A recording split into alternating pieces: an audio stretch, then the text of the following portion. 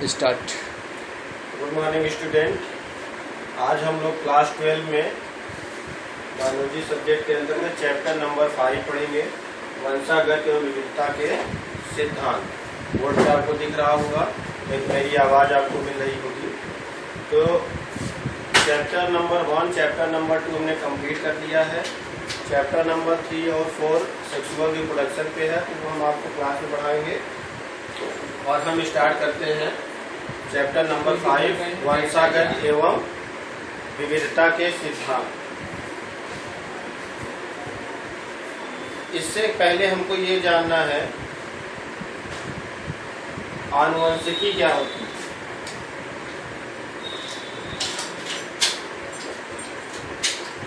आनुवंशिकी या आनुवंशिक विज्ञान,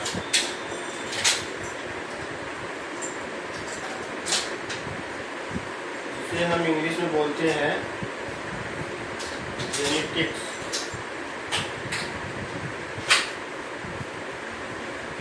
आनुवंशिक विज्ञान या आनुवंशिकी जीव विज्ञान की वह शाखा है जिसमें हम वंशागत एवं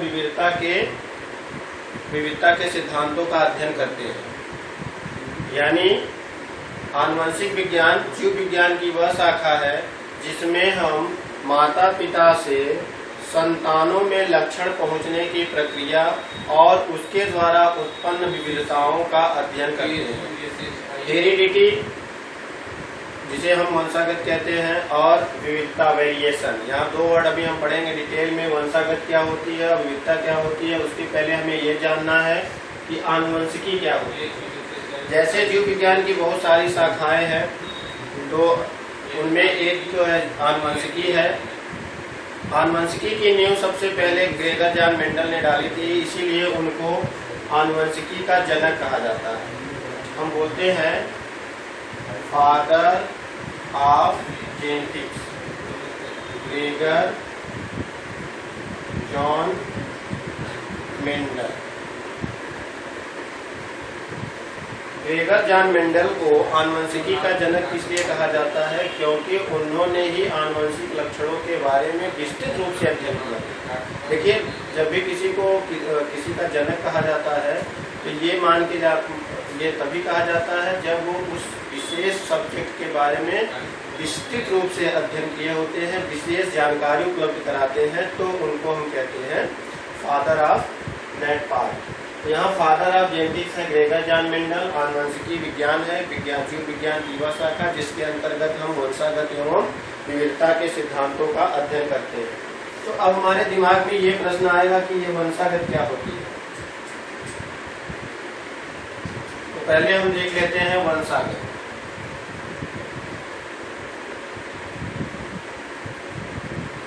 इनहेरिटेंस बोलते हैं इंग्लिश में इसे। तो वंशागत वह प्रक्रिया है जिसके द्वारा जनकों के लक्षण संतानों में पहुंचते हैं। यानी पेरेंट्स, जिसे हम कहते हैं जनक, और यहाँ के लक्षण कहाँ पहुंचेंगे? ऑफस्प्रिंग, या हिंदी में बोलते हैं संतति। और क्या क्या रहा है? आनुवंशिक लक्षण। तो यहाँ प्रश्न आएगा कि ये आनुवंशिक लक्षण होता क्या है। तो वंशागत वह प्रक्रिया है जिसमें आनुवंशिक लक्षण जनक से संतति में पहुंचते हैं। यानी एक प्रोसेस है जिसके अंतर्गत जनक के जो लक्षण संतति में पहुंचते हैं उन्हें आनुवंशिक लक्षण कहते हैं, और आनुवंशिक लक्षणों का जनक से संतति में पहुंचने की प्रक्रिया को वंशागत कहते हैं। एक लिंगी जनन में अलिंगी जनन एसेक्सुअल रिप्रोडक्शन में क्या होता है कि जैसे पेरेंट्स होते हैं उसका सेम फोटोकॉपी हो जाता है उसके संतति। लेकिन लैंगिक जनन के दौरान, ये वंशागत की जो प्रक्रिया है ये लैंगिक जनन के दौरान होता है, तो लैंगिक जनन के दौरान क्या होता है, दो पेरेंट्स होते हैं, दो विभिन्न प्रकार के युग्मकों का निर्माण करते हैं और उनके द्वारा जो नया संतान उत्पन्न होता है उनमें दोनों के लक्षण समाहित हो सकते हैं और इस प्रकार से संतति क्या होता है, अपने पेरेंट्स या अपने सहोदरों यानी अपने जो ऑफस्प्रिंग जो है उनसे क्या होता है वो डिफरेंट हो जाता है। तो उनमें जितनी ज्यादा डिफरेंसेस होगी, जितनी ज्यादा भिन्नता होगी, उतनी ज्यादा विविधता कहलाएगी। विविधता का मतलब है कि डिफरेंस, वेरिएशन, अलग अलग। अगर सेम टू सेम है तो वेरिएशन बिल्कुल नहीं है, थोड़ा सा डिफरेंस है तो वेरिएशन बहुत है, कम है, और बहुत ज्यादा डिफरेंस है तो बहुत ज्यादा वेरिएशन हो जाता है। तो ज्यादातर देखा गया है लैंगिक जनन के दौरान जब आनुवंशिक लक्षण जनक में आते हैं तो उनके द्वारा उत्पन्न संतति स्वयं दूसरे संतति से और अपने जनक से क्या हो जाता है, भिन्न हो जाता है। तो उसको हम बोलते हैं विविधता।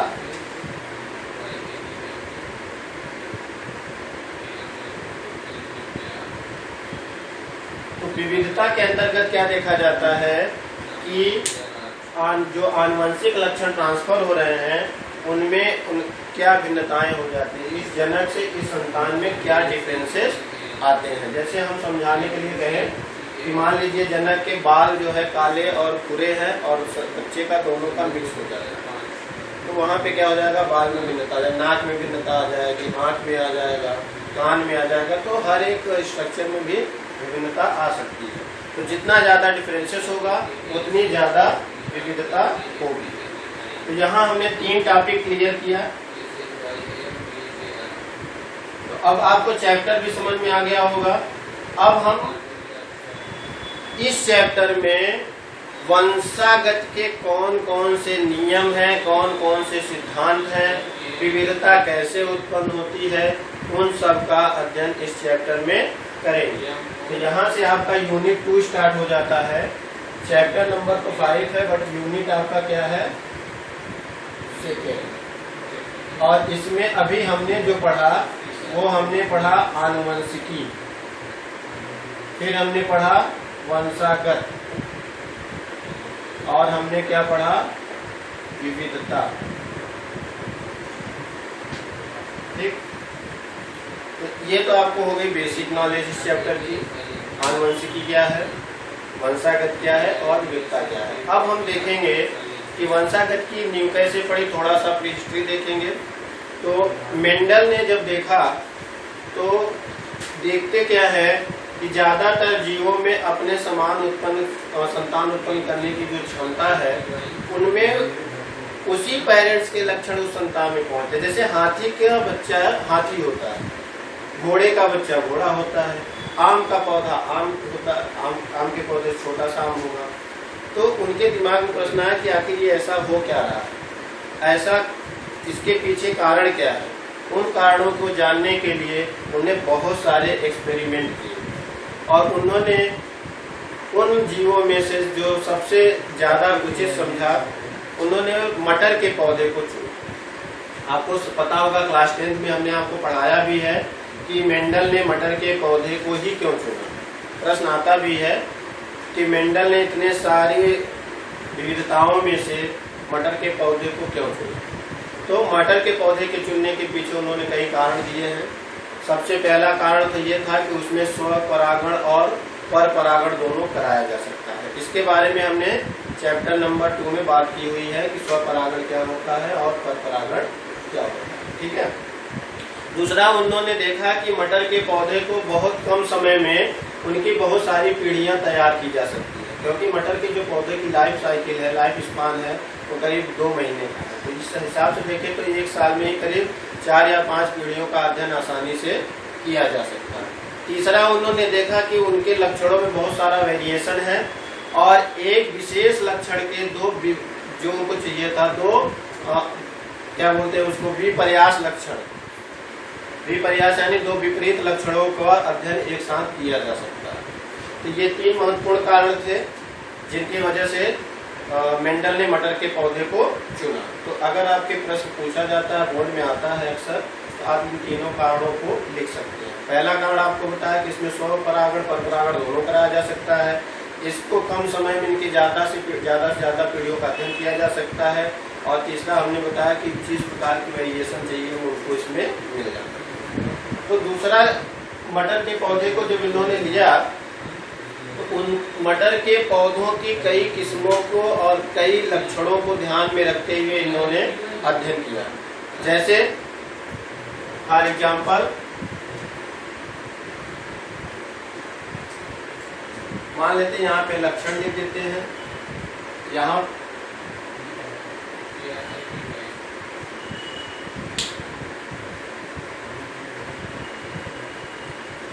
जब हम टेबल बनाते हैं तो पहले क्रम संख्या लिखते हैं, फिर हम लिखते हैं लक्षण, और यहाँ हम लिखेंगे विपर्यास लक्षण, जिसे हम विपरीत लक्षण कहते हैं। तो अगर इस तरह से हम टेबल बनाएं तो पहला मान लेते हैं उन्होंने लिया पौधे की लंबाई।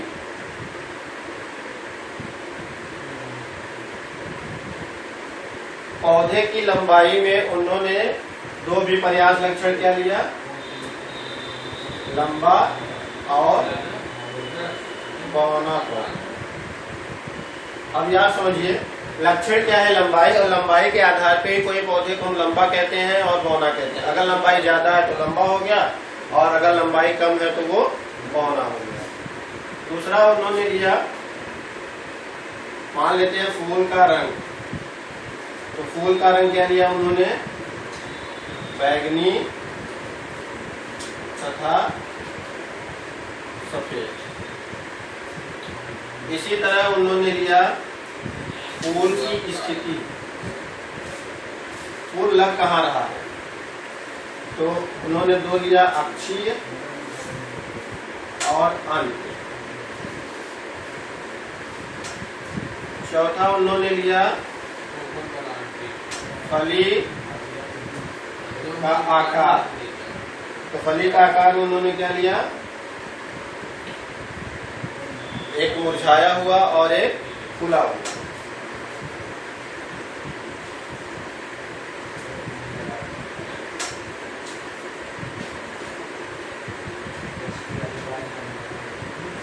इसी तरह फली का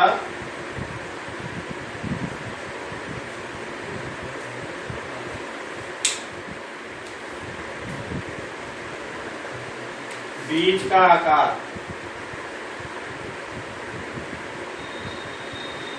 बीज का आकार इन्होंने क्या लिया, गोल और झुर्रीदार। बीज का रंग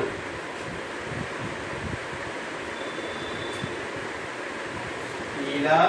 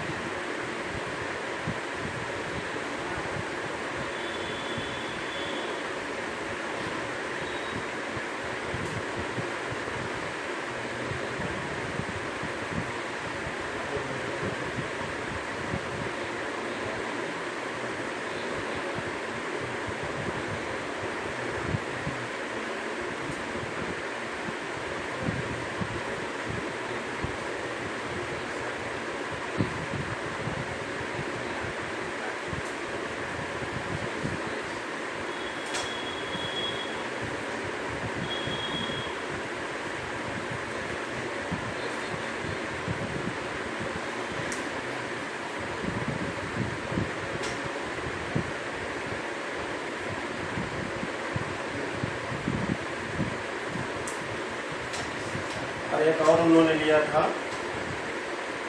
फली का रंग क्या था, वही हरा पीला।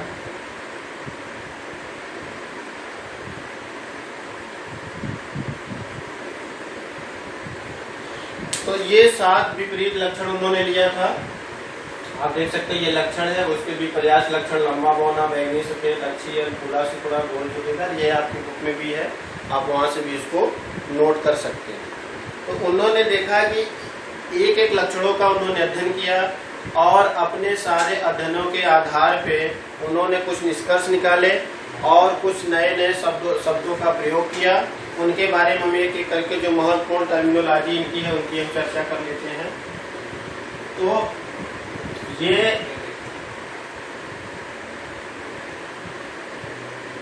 आपको ये भी पता हो गया कि मंडल ने कौन कौन से लक्षण लिए थे।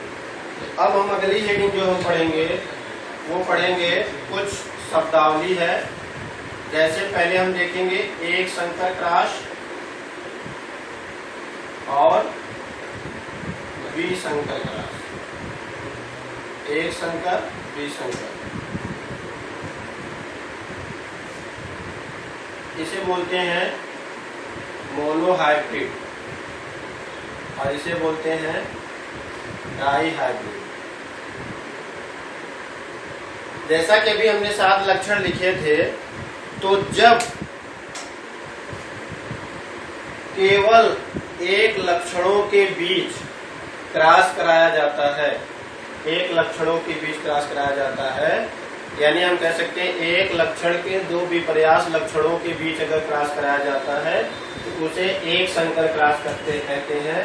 जैसे लंबा पौधा और बौना पौधा,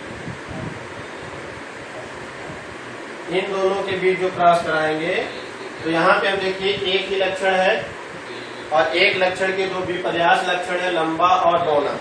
तो अगर इसके बीच जो क्रॉस होगा वो क्या कहलाएगा? एक संकर क्रॉस कहलाएगा। या केवल मान लेते हैं बीज का वो लेता है, बीज का रंग यानी पीला और हरा, अगर इन दोनों के बीच क्रॉस कराया जाता है तो क्या कहलाएगा? एक संकर क्रॉस कहलाएगा। लेकिन जब हम दोनों एक साथ यानी लंबा पौधा हो और बीज का रंग क्या हो? पीला, बौना पौधा हो और बीज का रंग क्या हो? हरा हो, ऐसे 2 पौधों को एक साथ क्रॉस कराएंगे तो उसे हम क्या कहते हैं? द्विसंकर क्रॉस कहते हैं। आगे के एग्जाम्पल में आपको समझ में आ जाएगा। तो अभी हमने क्या देखा? एक संकर क्रॉस और द्विसंकर क्रॉस। एक जो बहुत ज्यादा प्रश्न पूछा जाता है वो है फिनोटाइप और जीनोटाइप। फिनोटाइप क्या होता है? किसी भी पौधे का दृश्य लक्षण होता है, यानी हम पौधे को देख करके उसका लक्षण बता सकते हैं ये लंबा पौधा है या बौना पौधा। जैसे बहुत सारे आपको 10th में पढ़ाया गया, आगे हम इसमें डिटेल में बात करेंगे। जैसे लंबा पौधा और बौना पौधा, ये क्या है? इसका फिनोटाइप बोला जाएगा। अब लंबे पौधे का बौने पौधे का जो जीन रूप होगा, इसका जो जीन होता है, पहले जिसको फैक्टर कहते थे, अब हम इसको जीन कहते हैं। तो जो जीन स्वरूप होगा उसे हम क्या कहेंगे? जैसे लंबे पौधे के लिए हम क्या लेंगे? टीटी, और बौने पौधे को हम क्या लेंगे? Small T. तो ये इसका क्या कहलाएगा? फिनोटाइप। और ये इसका लंबा क्या है? फिनोटाइप। और इस पौधे का जीनोटाइप क्या है? टीटी। तो लंबे पौधे का टीटी है, बौने पौधे का स्मॉल टीटी। तो फिनोटाइप क्या होता है? जो दृश्य रूप लक्षण है उसको जब हम बताते हैं तो कहते हैं ये पौधे का फिनोटाइप है। और जब उसका जीन स्वरूप बताते हैं उसके लिए हम जीन का इस्तेमाल करते हैं तो उसे हम कहते हैं इसका जीनोटाइप। अब मान लीजिए एक पौधा दिया हुआ है, एग्जाम्पल दूसरा देख लेते हैं। जैसे मान लीजिए मटर के पौधे में उन्होंने क्या लिया? फली का मान लीजिए बीज का रंग लिया, पीला और हरा। तो ये जो पीला और हरा फिनोटाइप कहलाएगा। पौधे का क्या कहलाएगा? फिनोटाइप। यानी दिख रहा है वो पीला है या वो हरा है। और पीले के लिए हम क्या यूज करेंगे? Capital Y. और हरे के लिए क्या यूज करेंगे? Small Y. तो इसको हम बोलेंगे इसका जीनोटाइप। ठीक ठीक है। तो हर एक जैसे पीले बीज के लिए पीला तो इसका जो हो गया फिनोटाइप हो गया, जो पीला क्या लक्षण है, तो पीला क्या हो गया फिनोटाइप हो गया, और इसका जो वाई वाई लिख रहे हैं ये इसका जीनोटाइप हो गया। तो आप जो दिखाई पड़ता है, जो लक्षण दिखाई पड़ता है वो फिनोटाइप कहलाता है, और जो लक्षण के लिए हम जीन का इस्तेमाल करते हैं उसको हम बोलते हैं उसका जीनोटाइप। ठीक है, तो फिनोटाइप क्लियर हो गया, जीनोटाइप क्लियर हो गया। एक आता है, एक शब्द आता है अलील। अलील क्या है? किसी भी जीन स्वरूप को, किसी भी फैक्टर को रिप्रेजेंट करने के लिए जिन संकेतों का हम प्रयोग करते हैं उन्हें हम कहते हैं अलील। जैसे लंबे पौधे का अलील क्या होगा? लंबे पौधे का अलील क्या होगा? टीटी। ठीक है, ये इसका अलील कहलाएगा और ये इसका अलील कहलाएगा। इसी तरह बौने पौधे के लिए कौन कौन से अलील होंगे? Small T, small T. ठीक है, और एक आएगा, भी हम आगे बात करेंगे। अगर पौधा लंबा है यानी फिनोटाइप तो उसका लंबा है, लेकिन जीनोटाइप इसका क्या हो जाएगा? कैपिटल टी और स्मॉल। ठीक है, तो यहाँ एलील क्या है? एक समान है, इसे हम बोलेंगे समयुग्म। क्या बोलेंगे? समयुग्म जी। ये भी समान है तो इसको भी हम क्या बोलेंगे? समयुग्म जी। लेकिन ये डिफरेंट है, इसे हम बोलेंगे विषम युग्म जी। ठीक है, तो ये हम आगे देखेंगे कि कब ये टी होगा, कब स्मॉल टी और कब कैपिटल टी होगा। बस ये आप याद रखिए। अलील क्या हो गया? अलील समयुग्मजी होंगे, विषम युग्मजी भी होंगे। समयुग्मजी जहाँ होगा उसके बाद उसको हम आगे जब बात करेंगे तो और आपको क्लियर होगा। तो ये कुछ शब्द है जिसका प्रयोग मेंडल ने अपने सिद्धांत, अपने नियमों को बताने के लिए प्रयोग किए थे। तो अब हम सीधे आते हैं मेंडल के आनुवंशिकता के नियम। मेंडल के वंशागत के नियम। बहुत सारे बुक में आनुवंशिकता लिखा है, तो हम एनसीईआरटी के बुक लिख रहे हैं। सिंपली से वंशागत के नियम भी कहते हैं। तो मेंडल के नियम कहिए, चाहे मेंडल के वंशागत का नियम कहिए, चाहे मेंडल के आनुवंशिकता का नियम कहिए, जिसे हम बोलते हैं Mendel's law of inheritance. Mendel's law of inheritance.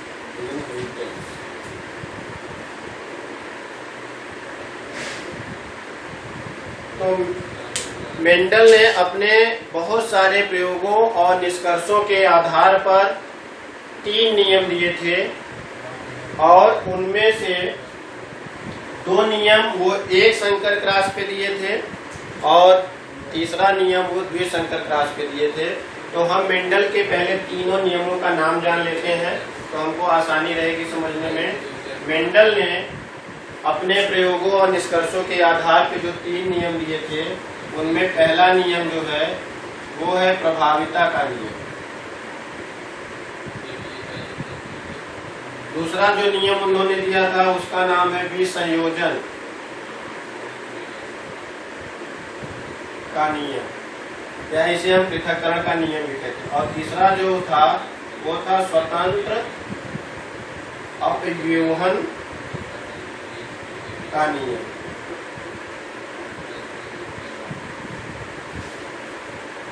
Law of dominance, इसे बोलते हैं लॉ ऑफ डोमिनेंस, इसे बोलते हैं लॉ ऑफ सेग्रीगेशन,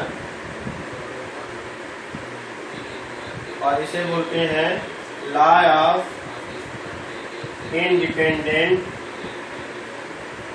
असॉर्टमेंट।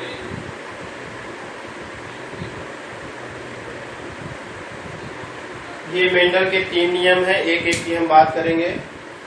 तो प्रभाविता का नियम और विसंयोजन का नियम एक संकर क्रॉस के लिए था। जब मेंडल ने एक संकर क्रॉस किए उस पे दिया, और ये जो नियम आता है ये जब द्विसंकर क्रॉस कराएंगे तब ये क्लियर होगा। ठीक है, क्रॉस का मतलब होता है संकरण। एक संकर संकरण, द्विसंकर संकरण। मोनोहाइब्रिड, अभी हमने कुछ देर पहले इसकी चर्चा की है, मोनोहाइब्रिड, और ये है डाई हाइब्रिड। ठीक है, एक संकर संकरण और विसंकर संकरण। तो मेंडल के ये जो 3 नियम है, प्रभाविता का नियम, विसंयोजन का नियम और स्वतंत्र व्यूहन का नियम, इनको हम एक एक करके डिटेल में देखेंगे। तो वीडियो काफी लंबा हो रहा है, इसलिए थोड़ा सा हम रिवीजन कर लेते हैं कि अभी तक हमने क्या पढ़ा। चूंकि आज हम नया चैप्टर स्टार्ट कर रहे हैं, चैप्टर का नाम है वंशागत एवं विविधता के सिद्धांत, जिसमें हमने सबसे पहले आपको बताया कि आनुवंशिकी क्या है। क्योंकि हमारे दिमाग में बहुत सारे प्रश्न आते हैं कि हाथी का बच्चा हाथी क्यों होता है, बांस के पौधे में बांस क्यों होता है, आम के पेड़ से आम क्यों होता है। तो ये जो लक्षण है, जो आम के जनक का लक्षण है, उसके संतानों में कैसे पहुंचता है, उन सबका अध्ययन हम कहाँ करते हैं, आनुवंशिकी में। तो आनुवंशिकी जीव विज्ञान की वह शाखा है जिसके अंतर्गत हम वंशागत एवं विविधता के सिद्धांतों का अध्ययन करते हैं। वंशागत क्या होती है? वंशागत वह प्रक्रिया है जिसमें जनक के द्वारा आनुवंशिक लक्षण संतति में पहुंचते हैं। विविधता क्या है? आनुवंशिक लक्षणों के पहुंचने के कारण हो सकता है वहाँ विविधता उत्पन्न हो जाए, डिफरेंसेस उत्पन्न हो जाता है। तो उन डिफरेंसेस, जितना ज्यादा डिफरेंस होगा उतनी ज्यादा विविधता होगी। फिर हमने देखा कि आनुवंशिकी का जनक कौन है। आनुवंशिकी के जनक थे ग्रेगर जॉन मेंडल। क्यों कहा गया, ये हमने आप चर्चा की। मेंडल ने अपने आनुवंशिक प्रयोगों के लिए मटर के पौधे को चुना। मटर के पौधों को क्यों चुना? क्योंकि मटर के पौधे में स्वपरागण और परागण दोनों कराया जा सकता है। दूसरा कारण था कि उसके कम समय में उसके कई पीढ़ियों का अध्ययन किया जा सकता है। तीसरा, आवश्यक विपर्यास लक्षणों की बहुलता है उसमें। ठीक है। फिर हमने देखा कि मेंडल के द्वारा कुछ नए शब्द गढ़े गए, नए शब्द बनाए गए। उनमें जो सबसे बड़ा शब्द आता है वो है कारक, फैक्टर, जिसे आज हम जीन कहते हैं। ठीक है। और उनको रिप्रेजेंट करने के लिए जिन संकेतों का अक्षर यूज करते हैं उसे हमने कहा था जीनोटाइप, फेनोटाइप। फिर हमने एक संकर द्विसंकर की चर्चा की और हमने मेंडल के तीनों नियमों को जाना कि मेंडल ने कौन कौन से 3 नियम दिए थे। उन नियमों की एक एक करके चर्चा हम नेक्स्ट वीडियो में करेंगे। Okay, thank you.